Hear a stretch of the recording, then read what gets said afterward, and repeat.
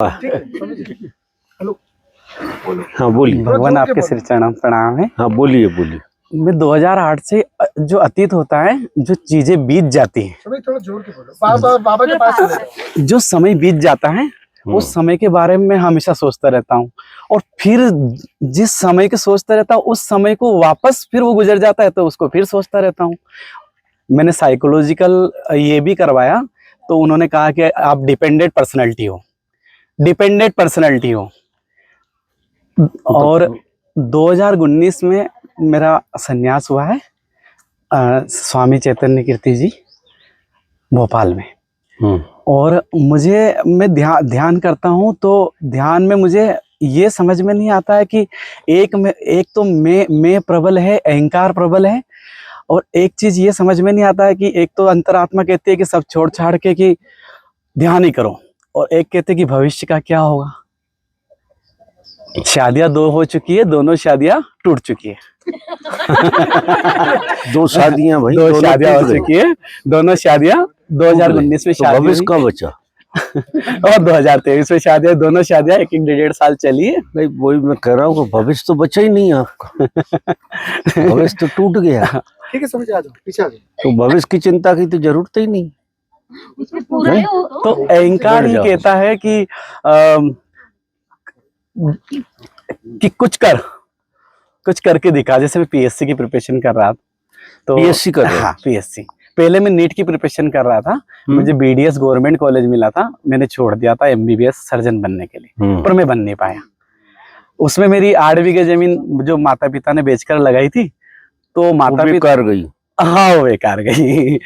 बाकी मुझे पिता से बहुत प्रेम था, लेकिन पढ़ाई करने के लिए मैं समय उनको दे नहीं पाया। दादा से बहुत प्रेम था, जब भी मिलता था तो मैं बहुत सेवा करता था। वो भी चले गए, पिता भी चले गए। अच्छा। अब माता है तो माँ मेरे लिए, परिवार के लिए बहुत कुछ करती है। एक सिस्टर है, वो भी सन्यासी है, और ध्यान हम रेगुलर करते हैं। परंतु मैं परेशान नहीं हूँ, लेकिन मैं अतीत से निकल नहीं पा रहा हूँ। तुम क्यों निकलना चाहते हो अतीत से? ऐसी चाह क्यों पैदा करते हो? आदमी की जो बुनियादी परेशानी है वो ये है, वो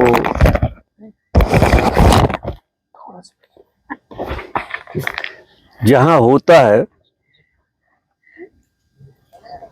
वहां वो होता नहीं है। अगर तुम जहां हो वहां होने की कला सीख लो तो अतीत की याद आएगी नहीं, आपको बिल्कुल याद नहीं आएगी अतीत की, क्योंकि आप जहां होते हो वहां एब्सेंट होते हो। तो एब्सेंट होने की वजह से अतीत हावी हो जाता है आपके ऊपर। ध्यान ही एक रास्ता है जो इस बीमारी से दूर। वैसे आपने जितने प्रश्न किए हैं, ये सब जितने संसार में लोग होते हैं, करीब करीब सबके प्रश्न हैं। इन्हीं प्रश्नों से जूझ रहे हैं लोग, और इन्हीं प्रश्नों के समाधान के लिए साधना। अभी थोड़े दिन जो भी प्रयोग कर रहे हो उन प्रयोगों में थोड़ी बदलाहट करो। आदमी का मन वर्तमान में नहीं रहता, वो कहाँ रहता है? या तो अतीत में, या फिर भविष्य में, या तो कल्पना में, या भूली बिसरी बातों में। ये मन का स्वभाव, मन जिंदा भी इसी से रहता है। तो अभी मन को मत देखो, मन की तरफ ज्यादा ध्यान मत दो, इन बातों पे भी ज्यादा ध्यान मत दो। वर्तमान में रहता है आपका शरीर, ये ना तो अतीत में होता कभी, और ना कभी भविष्य में होता है। ये हमेशा वर्तमान में होता है। कि होता है आपका शरीर अतीत में, कि जा सकता है भविष्य में, और अभी जो आप हैं, आप अभी मन तो आप है ही नहीं, अभी आप सिर्फ शरीर हैं। मन बाई प्रोडक्ट है आपके पास, आप मन है नहीं। तो जो चीज हम हैं, जो रात दिन जिसको अनुभव कर रहे हैं कि हम ये हैं, आप मैं को अनुभव करते हो तो मैं नहीं हूं, आप शरीर ही हो। मैं से भी आप शरीर को ही जोड़ते हैं कि नहीं? तो आपको साधना में अभी 3 महीना एक प्रयोग करना है कि हजारों बार लौट लौट के शरीर पे आना, शरीर के बोध से भरो, चलने में, उठने में, बैठने में, खाने में, पीने में। आपको शरीर को पकड़ कर, शरीर को ये समझो खूंटी बना लो आप, कि शरीर के बोध के बगैर जो है ना, आपका समय ना जाए। आप काम भी कर रहे हो तो शरीर के बोध में रहते हुए करो। ये जागरण की सबसे महत्वपूर्ण विधि है। क्या होता है कि आदमी विकसित होता है क्रम से, और हम साक्षी भाव की बातें सुन लेते हैं कि हमें तो साक्षी हो जाना है, साक्षी की बात सुन लेते हैं या ऊपर की बातें सुनते हैं, क्योंकि जो हमारे सच में काम में आएगी वो बात हम सुनते ही नहीं। मजा ये है, हम वही बात सुनते जो हमारे काम में नहीं आ रही, क्योंकि करना नहीं पड़ेगा। अब ये बात जो मैं आपसे कह रहा हूं, ये भी आप सुनोगे लेकिन मानोगे नहीं, क्योंकि आपको बीमार रहने की आदत है। आपको जिस परिस्थिति में हो उसी परिस्थिति में जीने में मजा आ रहा, उसकी आदत पड़ी है आपको। उससे इतने दुखी नहीं हो आप, इतने परेशान नहीं हो। तो आपको इलाज नहीं मिल रहा, अब आपने चूंकि पूछ लिया तो आपको इलाज की तरह जो बताया जा रहा है, इसका सबसे अच्छा इलाज है कि आप 24 घंटे में सोते हो वो घंटे छोड़ दो। आप बिस्तर पे पड़े हो, शरीर के बोध को लेकर पड़े रहो। चल रहे हो, शरीर के बोध से लेकर चलो। इवन टॉयलेट में बैठे हो तो भी क्या है, शरीर का बोध बना रहे तुम्हें, बैठो उसमें। अभी एक्स्ट्रा प्रयोग नहीं करना, कोई जागृति के प्रयोग नहीं करना। अभी जागृति के प्रयोग पूरे के पूरे मन के हैं। और जब तुम शरीर में जागृत हो जाओगे, जागृति का मतलब है जिसके साथ हम होते हैं वो चीज जागृत हो जाती है। कोई जागृति को साधना नहीं पड़ता, जिस चीज के साथ होते हैं ठीक से, टोटलिटी का नाम जागृति है, ऐसे समझो। आप अगर टोटल शरीर के साथ है तो आपको पता लगेगा कि जागृति है क्या चीज, क्योंकि आप जागृति को जानते थोड़ी हैं।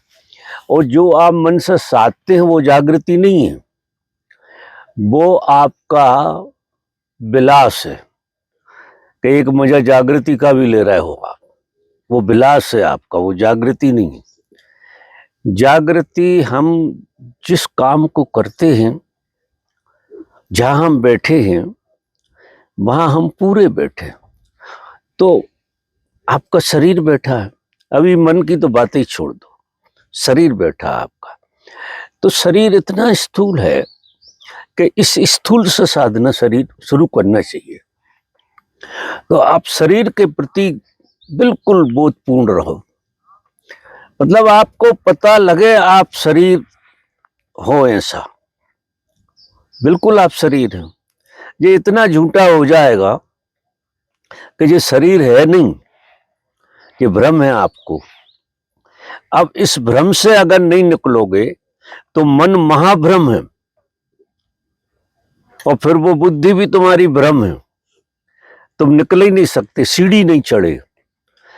तो आपको शरीर पे बोध रखना, चलो उठो बैठो खाओ पियो, और शरीर के साथ बिल्कुल चेतना को लगा दो, बिल्कुल चेतना शरीर पर लग जाए। अभी श्वास को नहीं देखना, क्योंकि श्वास को देखोगे तुम शरीर पर बेहोश हो जाओगे, और श्वास को देखना वो मन की प्रक्रिया है। मन को जागृत करने को श्वास को देखना पड़ता है, शरीर को जागृत करने के लिए तो सिर्फ शरीर को देखना पड़ता है, शरीर को अनुभव। और शरीर जिसका जागृत नहीं है उसका मन जागृत हो नहीं सकता।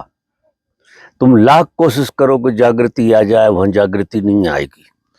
और जागृति के अभाव में आपको गिल्ली डंडा खेलना पड़ेगा अतीत के साथ और भविष्य के साथ, यानी तुम्हारा अस्तित्व नहीं है। अगर आप बेहोश जी रहे हो तो तुम्हारा कोई अस्तित्व नहीं है, अस्तित्व है बेहोशी का। बेहोशी जैसा जलाती है वैसा जीना पड़ता है, और वही हमारी पीड़ा भी है कि हम न चाहते हुए वो चीजें जीते हैं, और न चाहते हुए मांग करते हैं कई चीजों की। भविष्य में दोनों ही मूर्ताएं हैं, न चाहते हुए, तुम्हारी कोई चाहे नहीं है और तुम मांग करते हो आगे की, और बिना मतलब के तुम पीछे के भी सोचते हो, तो वो काम अभी नहीं होने वाला। तुम उसमें अभी झंझट में पड़ना मत। तो आप अभी से शुरू कर।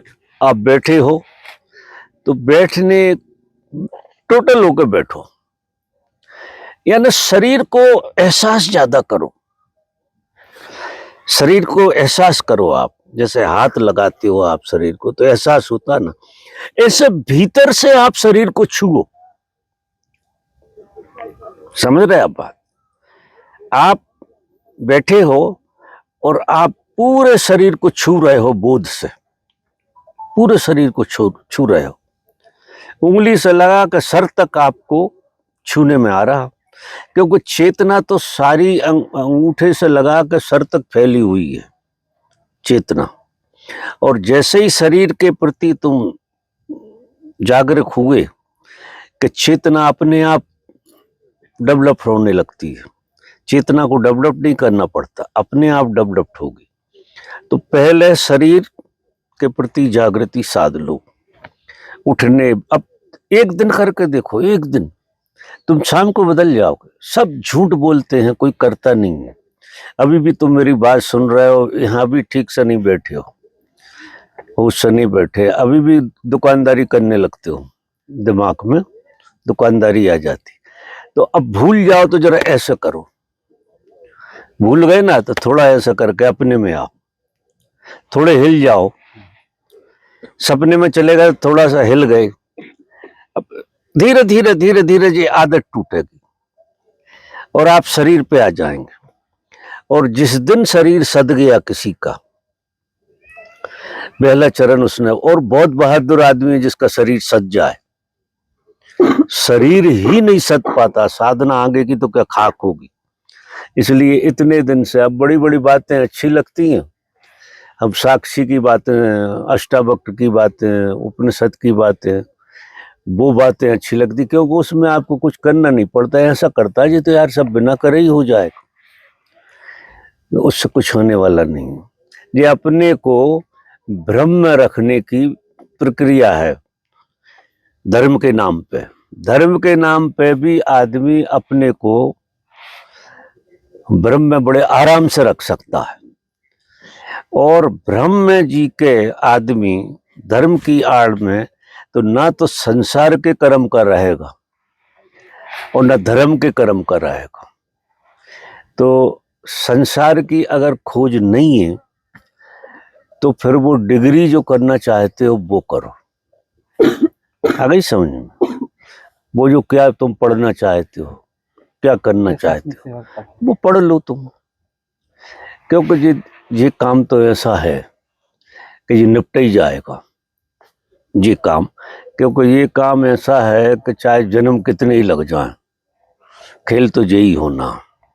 इसलिए तो हम आश्वस्त भी भीतर से बहुत रहते हैं कि एक दिन वो चैतन्य तुम्हारा जान रहा है कि वो मुक्त हो ही जाएगा, क्योंकि वो बैठा तो मुक्त ही है। वो तो मन के आडंबर से वो बंधा हुआ अनुभव कर रहा, बाकी तो वो मुक्त है। तो जल्दी नहीं है, अगर नहीं सज रहा है और ये जो मैं प्रयोग कर रहा हूँ इसे करके देखना, अगर नहीं सज रहा तो जोर से लग जाओ। तुम क्या पढ़ना चाहते हो उसमें, आईएएस ऑफिसर बन जाओ, आईपीएस बन जाओ, यूपीएससी का वो दो आप, पूरे रात दिन लग जाओ उसमें भी अगर टोटलिटी से लगोगे तो तुम्हें जागृति उसमें भी आएगी। पीड़ा आदमी की ये है कि संसार में और धर्म में कोई भेद नहीं है, लेकिन धर्म की तरफ टोटलिटी अगर ठीक समझ से जीने लगे आदमी तो जल्दी आती है। संसार में टोटलिटी बहुत देर में आती है, क्योंकि संसार में साथ में जो है ना, संसार के ये दूसरे का प्रभाव बहुत जुड़ा है। साधना में दूसरे का प्रभाव काम नहीं करता। संसार में तो हम दूसरों को देख देख के ही जीते हैं, और दूसरों को देख के जीते हैं तो एक जगह पर टिकते नहीं है। मन आगे की बात, दूसरे की बात, मतलब हम हमेशा दूसरों के बारे में सोचते रहते हैं कि उसका ऐसा हुआ और इसका ऐसा हुआ, ये सब चलता रहता। शायद ये विचार भी किसी को देख के ही आया होगा कि हम भी पीएससी कर लें। पीएससी कर रहे हैं, यूपीएससी का तो समय ही चला गया है। एमपीपीएससी कर रहा हूँ। क्या बोल रहे हैं? एमपीपीएससी कर रहे हैं, यूपीएससी का समय गया। अच्छा अच्छा, ये कर रहे हो तुम। तो इसमें तो यार क्लास 2 ऑफिसर बन पाओगे। तुम्हारा सपना तो क्लास 1 का, कैसे काम चलेगा? तो क्लास 2 भी बनने के बाद तुम अतरप्त मरोगे, कि सपना तो देख रहे हो तुम। तो यूपीएससी करो ना, और फेल हो जाओ तो बहुत ही अच्छी बात। कर लो और फेल हो जाओ तो इसमें कोई बुराई नहीं है, लेकिन एक चित्त में से बात तो निकल जाएगी। चलो एमपीएससी कर लो, उसमें अगर यूपीएससी के 2 साल बचे, तुम्हारा दुर्भाग्य होगा तो पास हो जाओगे, और तुम्हारा सौभाग्य हो जाएगा तो फेल हो जाओगे। फिर लौट के आओ, क्योंकि देखो ये धर्म जो है ना, ये हारे को हरि नाम है, और जब तक आदमी हारता नहीं है हमारी बात मानेगा ही नहीं, क्योंकि उससे खुदर पुदर चलती रहती है कि वो काम तो हो ही जाएगा। एक दाव और लगा लें, वो एक दाव आखिरी मृत्यु तक लगाना पड़ेगा, और कहीं नहीं पहुंचोगे, वहीं खड़े रहो। तो मैं सबे आशीर्वाद हारने के देता हूं, जीतने के नहीं देता किसी को। कभी किसी को मैं जीतने का आशीर्वाद नहीं देता। इतने हार जाओ कि हरि रह जाए अकेला। तुम इतने हार जाओ कि हरि बचे अकेला, हारने कुछ बचे ही नहीं। जब हारने किसी को कुछ नहीं बचता है तो हरि बच जाता है, क्योंकि हरि हरण कर ले गया सब। हरि नाम ही इसलिए बना है कि हरि हरण कर ले जाता है। तो बुराई नहीं है, क्योंकि जल्दी थोड़ी है। धंधा करो, खूब जोर से करो, और अगर पास हो गए तो थोड़े दुख सुख का अनुभव हो जाएगा। पास हो गए तो दुख सुख का अनुभव हो जाएगा। थोड़ी देर में हारोगे, फेल हो गए तो जल्दी हारोगे, बस इतना ही फर्क पड़ेगा। तो 2 तरह की बातें कह रहे हैं हम आपसे। अगर तुम शरीर के प्रति जागृत होते हो तो ये सब फार्मूले बेकार हैं आपके लिए। अकेली जागृति शरीर पर साध लो, और जैसे जैसे शरीर पर जागृति तुम्हारी बढ़ेगी, शरीर पर जागृति का मतलब ऐसा नहीं है कि तुम शरीर पे वैसी जागृति कर रहे हो। शरीर को टोटलिटी में अनुभव करना, बाहर से भी और भीतर से भी। आंख बंद करके ध्यान का मतलब क्या है? अभी यथार्थ क्या है? तुम्हारे पास शरीर है तो ध्यान में बैठो, पूरे शरीर को अनुभव करो, पूरे शरीर का अनुभव करो, तो तुम्हारा मन भागेगा नहीं। क्योंकि जैसे ही तुम ख्यालों में जाओ, थपकी मारो, जैसे ही ख्यालों में जाओ चुटकी ले लो, लौट के आ जाओ, एक आध पिन ले लो, एक पिन रखो। जैसे ही ख्यालों में गए पिन चुभो लिया। पिन चुभोने शरीर पर जल्दी आना होता है, इसलिए पहले तो लोग जो है शरीर में जगाने के लिए कुछ उपद्रव भी करते थे, कुछ कांटों पे चले जाते थे, कुछ जूते पहनते थे कांटों वाले, सिर्फ इसलिए, अब ड्रामा हो गया, लेकिन ये प्रयोग तो थे कि आपको शरीर का बोध बना रहना चाहिए, आप सपने में ना जाओ, क्योंकि कांटा लगा तो सपने में नहीं जा सकते। जा सकते हो कि नहीं? लोग पीड़ा से डरते हैं, और मेरा ऐसा मानना है कि पीड़ा जीवन की सबसे अच्छी औषधि है। अगर उसके साथ कोई आदमी पीड़ा के साथ समग्रता से जीना शुरू करे, उसे स्वीकार करके, तो सबसे जल्दी आदमी जागृत हो सकता है। अब पीड़ा में हम क्या करते हैं कि पीड़ा से मुक्त कैसे हों, ये उपद्रव करते रहते हैं कि ये पीड़ा नहीं होना चाहिए, तो हम पीड़ा से लड़ते हैं। तो जो वरदान की तरह तुम्हें मिली थी चीज, ये वरदान की तरह मिलती है पीड़ा, तुम्हें सुन के आश्चर्य होगा कि जागृति बिना पीड़ा के आती ही नहीं। जब तुम्हारी पत्नी भला बुरा कह देती है और पीड़ा आती है, तो व्यर्थता का बोध हो जाता होता है कि नहीं? और वो तुम्हारी लॉलीपॉप खिलाती रहे तुम्हें, तो तुम्हें बेहोशी की दुनिया में बहुत दिनों तक चला सकती, उल्लू बना के, कोल्लू के बैल की तरह। और अगर भगवान की कृपा हो जाए और वो चिमटी ले ले, तो फिर आप पक्का मानो को थोड़ी देर को तो बैराग आता है कि नहीं आता? ईमानदारी से बात करो। और अगर उसने कुछ और तरह से आडंबर किया, जो करती हैं स्त्रियां, फंसाने का, तो चल जाती है 60-70 तक, एक बेहोशी की जिंदगी चलती रहती है। तो ये जो पीड़ा वाला पार्ट है, दुख वाला, मैं ये नहीं कहता को आदमी को दुखवादी होना चाहिए, दुख चुनना चाहिए, लेकिन दुख का जरा अंदाज तो लगाओ कि क्यों है दुख। अभी मैंने 4 दिन पहले भी एक लेक्चर में कहा था कि निश्चित ही जीवन दुख है, और दुख इसलिए है कि दुख से ही जागृति आ सकती है। इसलिए संसार में सुखी कोई हो नहीं सकता, क्योंकि प्रकृति ने आयोजन ऐसा किया है कि तुम्हारे जीवन में दुख डालेगी, और उसका सदुपयोग तुम कर नहीं पाते। सदुपयोग करो, दुख के प्रति जब जागृत होगे तो पूरे शरीर पे आ जाओगे कि नहीं? और दुख तुम्हें शरीर पे ला रहा है, जो तुम नहीं आ पाते और वो ले आता है। तुम बोध से नहीं आ सकते जितना कांटा लग जाता जब आते हो को नहीं? ठेवा लगा या टखने में लगी, और देखो आप आंख बंद कर लो, तुरंत तुम्हारी चेतना पूरे शरीर में अनुभव होने लगेगी। तुम्हें होती है कि नहीं? टखने में लग गई आपके में, भन्नाट हो गई पूरी, आंख बंद करो, पूरी चेतना शरीर में अनुभव करोगे आप। अब ये सारी चीजें जगाने के लिए प्रकृति का आयोजन है, क्योंकि हम इतनी ज्यादा बेहोशी में जी रहे हैं कि सुख में तो हम जाग ही नहीं सकते, कोई उपाय नहीं। व्यवस्थाओं में हम जाग नहीं सकते, इसलिए पागल थोड़ी थे लोग जो व्यवस्थाओं से बाहर चले जाते थे।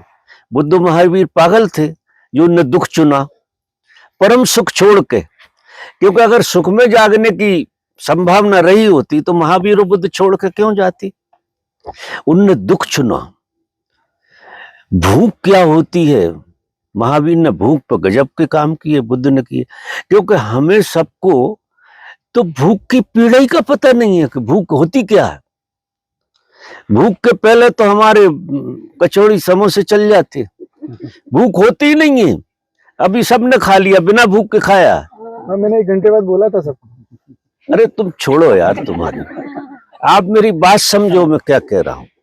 तो पहले तो अब शिकायत किस बात से रहेगी, जब दुख ही जगाता है। ये समझ बैठ गई कि दुख ही जगाता है, और शरीर में जागृति पैदा करने के लिए दुख का प्रकृति का आयोजन है। तो आप अब किस मांग से भरोगे? बेरंग नहीं हो जाओगे आगे के लिए, आगे के लिए पूरे बेरंग हो जाओगे आप, क्योंकि सुख की तो कामना ही मिट गई ना आपकी, क्योंकि दुख जगाता है और दुख ही शरीर पे लाता है। तुम्हें तो शरीर का बिल्कुल भान ना हो, अगर दुख ना हो तो दुख ही तुम्हें शरीर से जोड़ता, और शरीर का स्वाद तुम्हें पता नहीं है, इतना मीठा है। शरीर ऐसी चीज नहीं है जो दिखाई दे रही है, अद्भुत चीज है। जिस दिन तुम शरीर के प्रति जागृत हो जाओगे, उस दिन तुम्हारे भीतर जो आनंद भरा हुआ है ना, वो प्रकट होने लगेगा। और जहां जहां से बेहोशी आएगी, प्रकृति तुम्हें दुख में डालेगी और तुम धन्यवाद दोगे, दुख के लिए धन्यवाद दोगे। अभी तो हम इतने गरीब हैं, सुख को भी धन्यवाद नहीं देते, तो दुख को तो कहां से धन्यवाद देंगे। तो हम जो संसार के जीवन को जीते हैं, असली में बहुत ही उल्टा जीते हैं। हम क्या करते हैं कि दुख मिट जाए तो तुरंत एनासन लेते हैं। अब सर दर्द हुआ है, उसकी गहराई तक जाओ यार, क्योंकि सर दर्द से आप फिर शरीर से जुड़ गए, जुड़े कि नहीं। अब उसके साथ जागृत होना सरल है, स्वीकार भाव आना चाहिए दुख में, तो इतना जागृत है, और वो भगवान का वरदान। इसलिए मैं मजाक में नहीं कहता हूं, मैं तो आशीर्वाद ही ऐसे देता हूं कि जीवन में दुख तो होना चाहिए, और आप सुख से ज्यादा दुख में गहराई ज्यादा पाओगे। तुम अपने में कितने गहरे होते हो जब दुखी होते हो कि नहीं? सुखी होते हो नहीं होते हो तो तुम उथले कितने होते हो, ऐसे उथले होते हो बिल्कुल। और जब दुखी होते हो तो गहराई आती है कि नहीं? तो प्रकृति दुख देकर तुम्हें तुम्हारे होने का एहसास कराती, क्योंकि बोध से तो हो नहीं रहा, बोध से नहीं हो रहा तो प्रकृति कराती रहती है। अब तुम्हें फार्मूला अगर पकड़ में आ गया कि आनंद तो मुझे मेरे साथ रहने का है, और दुख की बड़ी कृपा हुई कि उसने मेरे साथ जिलाने की प्रक्रिया सिखा दी। अगर लड़ते रहो तो सारी जिंदगी लड़ते रहो। तो जो विधि प्रकृति दत्त हमें मिली है, जो वरदान की तरह मिली है, वो हम अभिश्राप बना लेते हैं। सारी जिंदगी हम दुख मिटाने के खेल में फंसे हुए, और तुमने दुख की गहराई में जाकर ही नहीं देखा कि दुख का उपयोग क्या है। सबसे ज्यादा उपयोग जिंदगी में दुख का है, दिखाई नहीं देता। तुम्हें मजबूत कौन बनाए हुए है? तुम्हारा दुख। आप गहरे से देखना, बहुत ही स्वस्थ आदमी एक झटके में मर जाता है कि नहीं? दुखी आदमी 20 साल तक और ज्यादा जी जाता, 20 साल तक ज्यादा जीता, क्योंकि दुख उसके जीवन में गहराई दे रहा। दुख जो है उसके जीवन में गहराई दे रहा है। उसने अगर समझ से नहीं पकड़ा तो वो शरीर को दूसरे तरह से पकड़ लेता है कि मैं मर ना जाऊं। लेकिन सत्य तो यही है, लोग भूखे रहते हैं या व्रत करते हैं, क्यों करते हैं? व्रत से कुछ मिलता नहीं है, लेकिन व्रत से आप शरीर से बहुत जुड़ते हैं। सपने देखना बंद कर दोगे आप, जरा 3 दिन भूखे रहो, वो सपने आएंगे तो शायद खाने के ही आएंगे। वासना के सपने आ सकते हैं, 3 दिन मत खाओ तो एक बार भी नहीं सोचोगे कि कोई सुंदर है कि कोई कुरूप। 3 दिन भोजन ना मिले अकेले तुम्हें, तो तुम वो विज्ञान समझ जाओगे कि ये वासना का संबंध तो खाने से है, क्योंकि खाना तुम्हें सुख देता है, और सुख ढूंढता है। सुख का एक नियम है कि कहीं राजी नहीं होता सुख। दुख तो बेचारा ऐसा होता है कि होता है तो राजी हो जाता है। कोई और दुख ढूंढता है क्या? और की मांग होती है कि तुम्हारी दुख में और सुख में? सुख में और सुख की नहीं होती। 1 करोड़ आ गए तो 10 करोड़ का ख्याल नहीं आता, 1 लाख आ गए तो 10 लाख का। अब 1 लाख चले गए तो दूसरे लाख चले जाएंगे, ख्याल आता है? आता है कभी? तो जो दुख है वो आपको आखिरी में खड़ा कर देता है, मानो वहां कोई आशा नहीं। अब दुख से क्या आशा करोगे तुम? अगर तुम दुख निवारण की आशा नहीं कर रहे हो दुख निवारण की, तो फिर तुम जहां खड़े हो वहां जागृति आएगी। क्योंकि जागृति क्यों नहीं आती सुख में? और सुख की चाह के कारण तुम सुख में जागृत नहीं हो पाती, और इधर और दुख की तो चाह ही नहीं है। दुख तो जब भी होता पूरा ही होता है ना, कि कम होता है।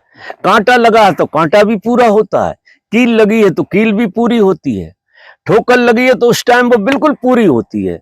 उसमें जो कल्पना थोड़ी करोगे कि वो ठोकर लग जाए। माने जो चाह है, बढ़ाने की चाह है, तो सुख बढ़ाने की चाह होती है, और चाह जिधर है उधर जागृति आ नहीं सकती। समझ रहे आप बात? तो प्रकृति का जो आयोजन कितना सुंदर है, और इस आयोजन को न समझ के हम इससे लड़ते रहते हैं, और चाह ऐसी पैदा करती है कि दुख मिट जाए। दुख मिट जाए तो तुम ही मिट जाओगे। दुख कैसे मिट जाए? मिट ही नहीं सकता है, क्योंकि दुख का आयोजन प्रकृति ने तुम्हारी सतत जागृति के लिए रखा है। सतत, कि जब जब आएगा आपको जागृत करेगा, आप जागृति से भरेंगे, और जागृति से भरेंगे तो एक मिसमरेजम होगा कि दुख विरोध के कारण अनुभव होता है। दुख होता ही नहीं है। मजा ये देखो, दुख विरोध के कारण आपको दुख दुख लगता है, विरोध के कारण। जैसे देखो, वो बच्चा है, 10-12 किलो का बच्चा है, वो हमारी गोद में बैठता है, हम विरोध नहीं करते तो पता ही नहीं लगता कि 10-12 किलो वजन है। और 10-12 किलो का पत्थर रख लो, तुरंत ही लगेगा कि फेंको यार। अब वो वजन किस बात से लगा? पत्थर है, और बच्चे को तोलोगे तो बराबर का मामला है। लेकिन बच्चा भारी नहीं पड़ रहा और पत्थर भारी पड़ रहा, कारण विरोध, कि यार ये पत्थर कहां से रखा हो। अगर आप उसको स्वीकार लो, क्योंकि आपने क्या बच्चे को तो स्वीकारा था ना, बिल्कुल आपने सहज रूप से स्वीकारा, तो वजन होता ही नहीं है स्वीकारने में। इसी तरह से दुख स्वीकारने में होता ही नहीं, वो दुख जागृत करके गायब हो जाएगा बिना औषधि के, आपको जागृत कर देगा। और जैसे ही आप जागृत होगे दुख विदा हो जाएगा। दुख जैसी कोई चीज नहीं है।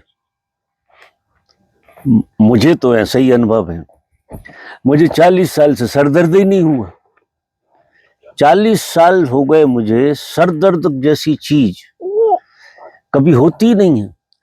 कायदे से देखो तो सर ही नहीं होता, दर्द कहां से हो? हाथ घुमा पता लगता कि सरवर है यार। अब प्रयोग वही काम करते, तो मैं शरीर के प्रति जागृति कर ही नहीं पाता, और कभी करता हूं तो आप लोगों से दुख लेके। आप लोग की कृपा होती है मेरे ऊपर, थोड़े बहुत दुख डालते हो, उन दुख के वजह से मुझे जागृति का अनुभव होता, तो और जागृत हो। मैं धन्यवाद देता हूं कि दुख कहीं से आया, उसका आनंद हो गया। क्योंकि दुख क्या है? ईंधन। दुख ईंधन का काम करता है तुम्हारे भीतर। अगर तुमने स्वीकार लिया तो अग्नि जला देगा, और स्वीकार नहीं किया तो धुआं पैदा करेगा, आंखें खराब कर देगा। औषधि है, और औषधि ही जहर बन जाती है। तो विज्ञान तो ऐसा कहता है। तो शरीर से शुरू करो, और शरीर से शुरू करोगे तो बहुत दुखों का पहाड़ भी टूटेगा। ऐसा मत समझना, बहुत छोटी छोटी सी चीज में दुख होगा तुम्हें। लेकिन अगर तुम्हें वो मेरा सूत्र समझ में आ जाए कि दुख प्रकृति ने जागृति के लिए हमारे जीवन में दिया है, बस, तो स्वीकार भाव आ गया। स्वीकार भाव आ गया तो पत्थर का वजन कम हो गया।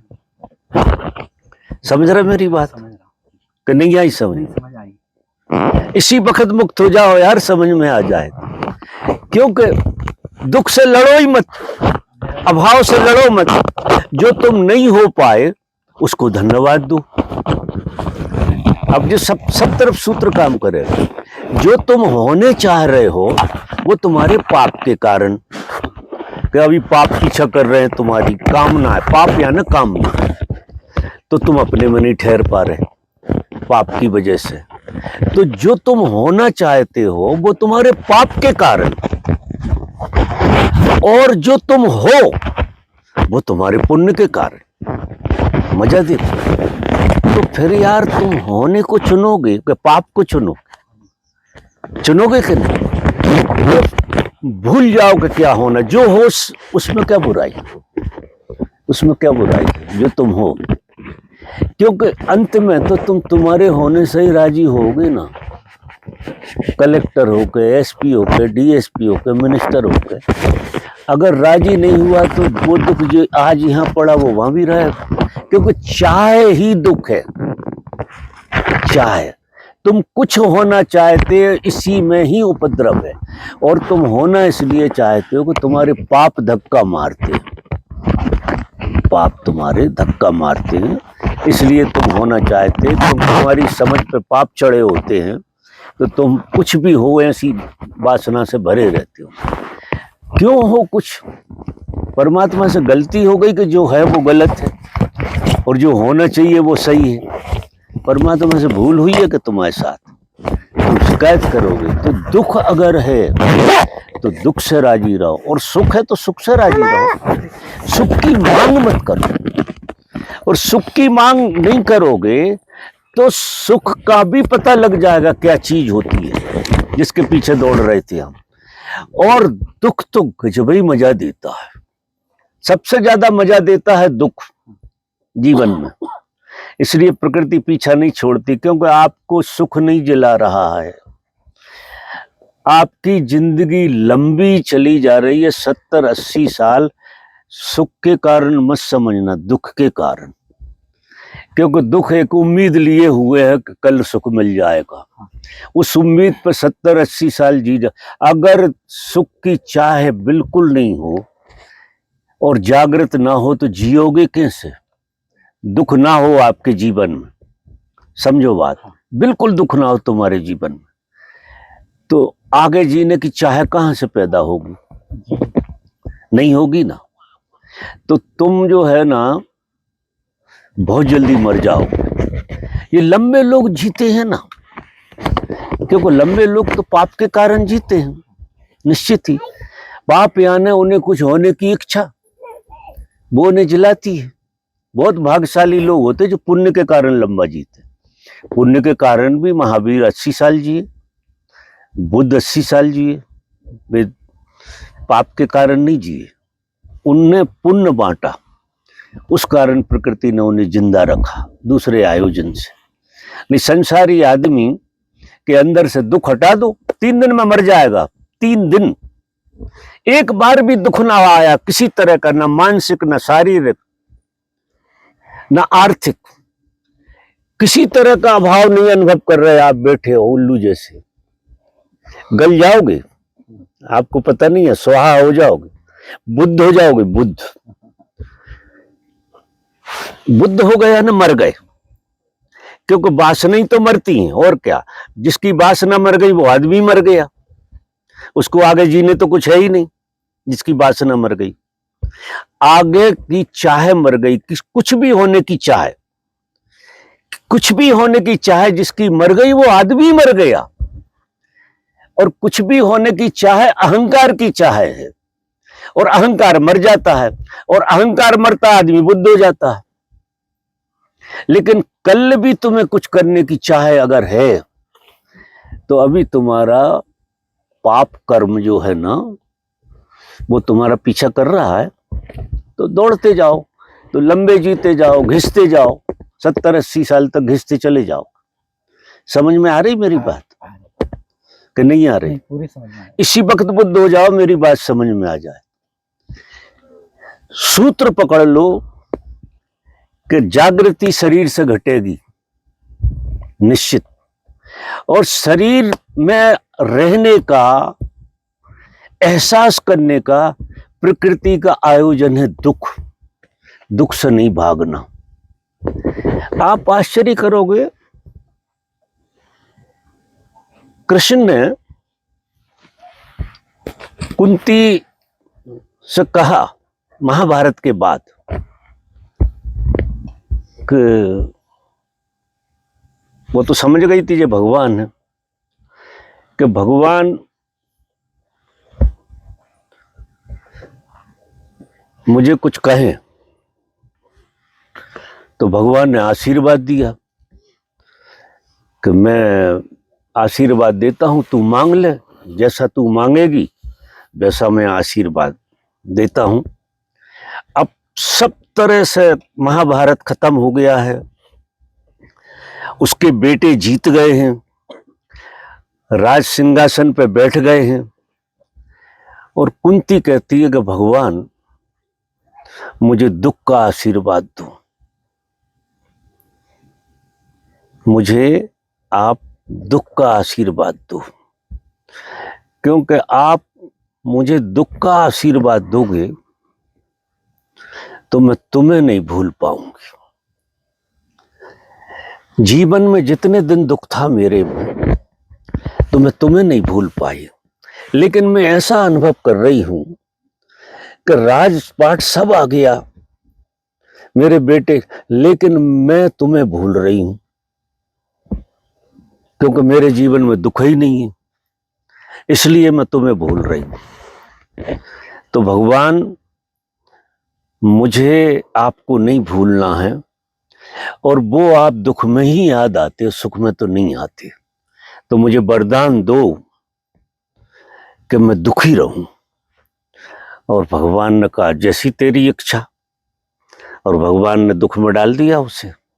और जैसे ही दुख में डाला तो कृष्ण के इतने प्रेम में आ गई वो। मीरा को क्यों दुख में डाला कृष्ण ने? शुरू से राणा ये वो सब चले, जितना जो दुख में गया स्वीकार भाव से, उतना ही परमात्मा के करीब चला गया। इस दुख की महिमा तो देखो, घटनाएं देखो तुम इतिहास में उठा के, और हम रात दिन कह रहे हैं कि दुख मिट जाए और सुख आ जाए। अब ये है मूढ़ता, ये मूढ़ता है, और ये मूढ़ता में 70-80 साल खराब करोगे, फिर कोई हम जैसा मिला नहीं मिला कोई भरोसा नहीं है, तो कितने दिन मिलेंगे तुम्हें ओसो जैसा मिला कोई। इसलिए आज के आज सबसे ज्यादा गहरी दोस्ती करो दुख से। और दुख का उपयोग गजब का है। दुख तुम्हें तुम्हारे होने का गजब एहसास कराता, बोध देता है। पत्नी जिस दिन लड़ जाए उस दिन का मजा तो सबसे सौभाग्यशाली। बेटे ने 2 गालियां दे दी गजब, क्योंकि आपको अपने में ला दिया उसने, बेटे ने। अब आप अपने को एहसास करो। अब आप बताओ, इस विधि से जो आदमी जिएगा वो आदमी शिकायत करेगा? इस तरह से जीवन अगर जीने लगे, इस समझ से जिए, कोई साधना की जरूरत नहीं है। मैं तो समझ पे बहुत जोर देता हूं। इस समझ से जो आदमी जिए, उसके जीवन में उपद्रव नाम की चीज दिखेगी ही नहीं, क्योंकि उपद्रव का तो उपयोग होता है, उपद्रव होता कहां। वो एक संत हुआ है कोई, वो बुद्ध का था, तो बुद्ध ने कहा कि मैं तुम्हें संदेश के लिए भेजता हूं। तो बुद्ध ने कहा कि संदेश ऐसा है कि लोग तुम्हें मारेंगे, गालियां देंगे, कई गालियां ही तो देंगे कई, और अगर कई तो वो कहता है कि मारेंगे तो नहीं, गालियां ही देंगे कई मारेंगे भी तो, कई मारेंगे ही मार थोड़ी डालेंगे, कई मारे ही डालेंगे तो कोई इससे अच्छी क्या बात है, शरीर से मुक्त हो जाएंगे।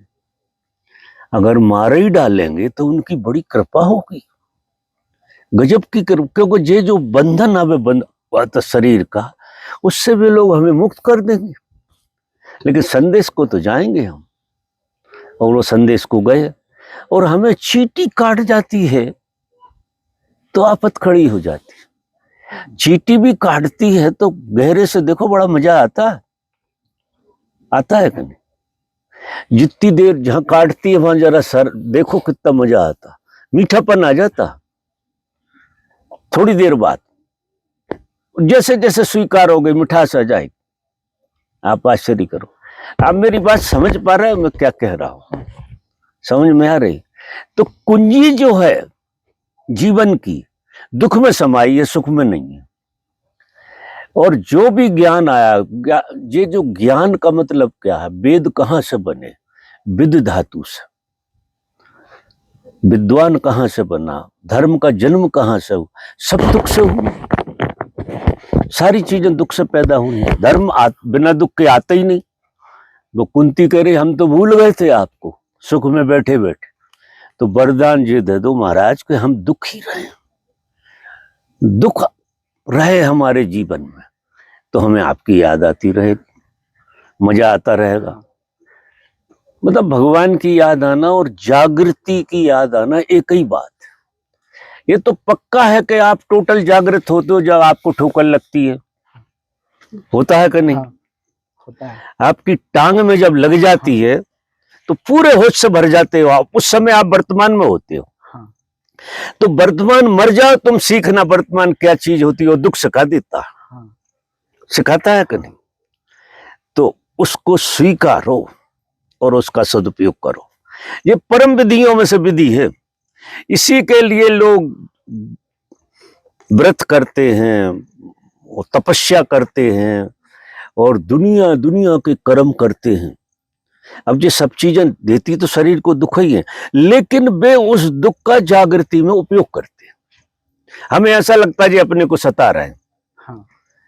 महावीर नंगे खड़े हो गए, उनके साधु नंगे खड़े हो जाते हैं, तो हमें क्या लगता क्या है यार ये नंगे खड़े हो गए। तुम वो विज्ञान ही नहीं जानते कि वो क्या उपयोग कर रहे हैं शरीर का, कितना गजब का उपयोग है।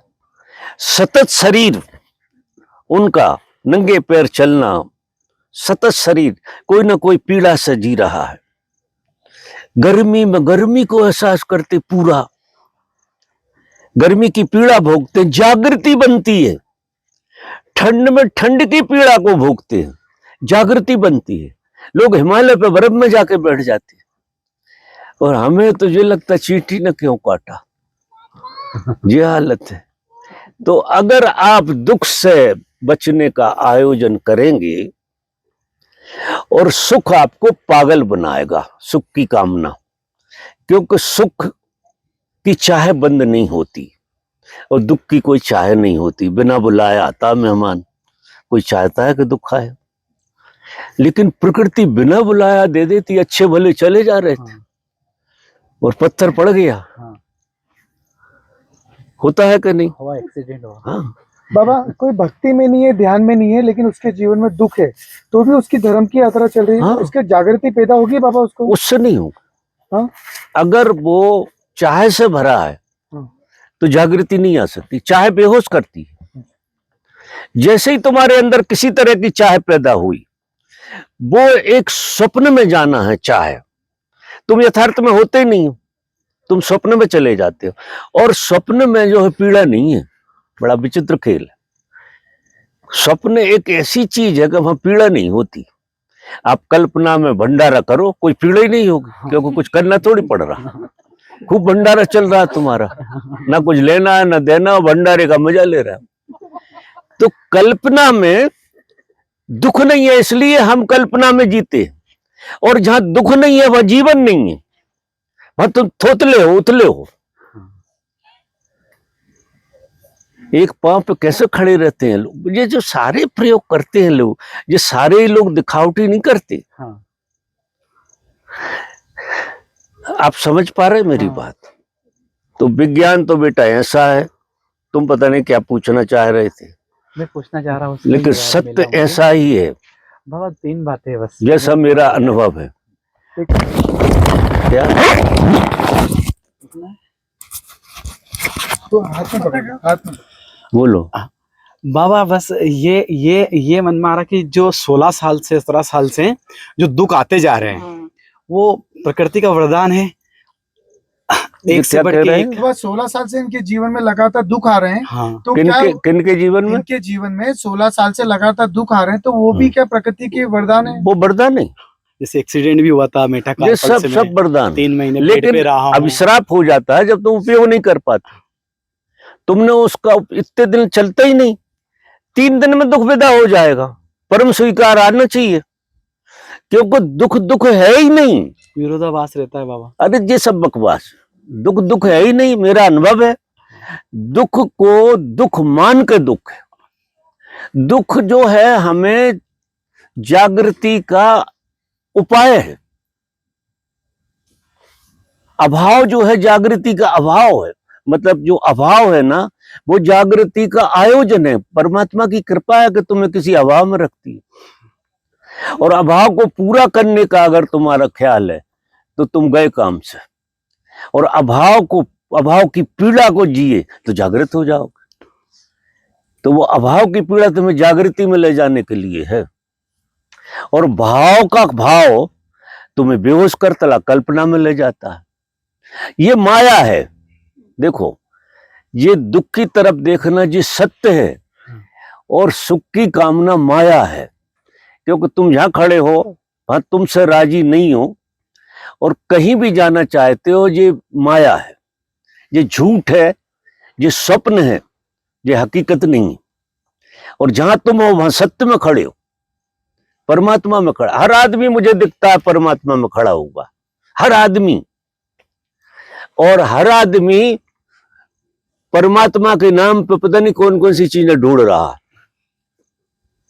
लॉटरी ढूंढ रहा है परमात्मा के नाम पे, लॉटरी का टिकट लाकर मंदिर जाएगा। अब ये पागलपन जो है ना, ये दुख में मानसिक दुख में डालेंगे, अलग तरह के दुख में डालेंगे जी, उसमें से निकल नहीं सकता। और वो दुख से लड़ते ही रहोगे आप, उसका उपयोग तो तुम कर नहीं पाते। बाकी जहां आदमी खड़ा है, मैं तो कहता हूं वही मुक्त हो जाए। कैसे मुक्त नहीं होगा जब कोई चाहे नहीं रही? तो वो चाहे नहीं रही और दुख को वरदान मान लिया, उपयोग कर लिया उसका, क्योंकि दुख में चाहे होती नहीं है। दुख की अगर चाहे होती तो दुख मिट जाए जे चाहे होती है, दुख और आ जाए जे चाहे होती है, नहीं होती है। तो कितना गजब का काम है। जिसमें चाहे ना हो वही औषधि है, और जिस चीज में चाह खड़ी हो रही है वो औषधि नहीं है।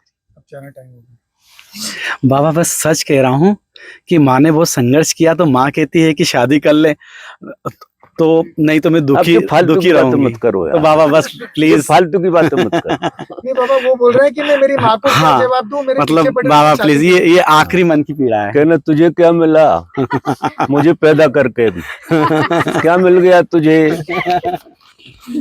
मेरे बाप ने तुझे क्या दे दिया? सिवा दुख के कुछ नहीं दिया। शाश्वतता में ले गया क्या बाप माँ को? तुम क्या बीवी लाकर शाश्वतता में ले जाओगे? एक उपद्रव पैदा कर जाओगे उसके गले में। इसलिए माँ को मोहब्बत से समझा देना, वही ज्यादा अच्छा है। क्योंकि तुम फंसे नहीं हो, जो फंसे हैं उनको हम दूसरी विद्या बताते, तुम्हारी वाली नहीं बताते। ठीक,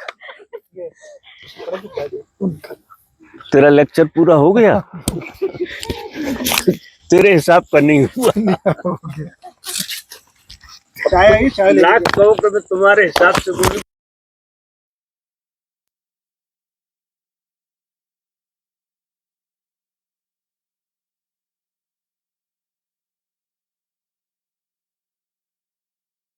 में आकर तोड़ने की कोशिश कर रहा हूँ, जो बहुत कठिन काम, लेकिन भी अड़ियल टट्टू हो।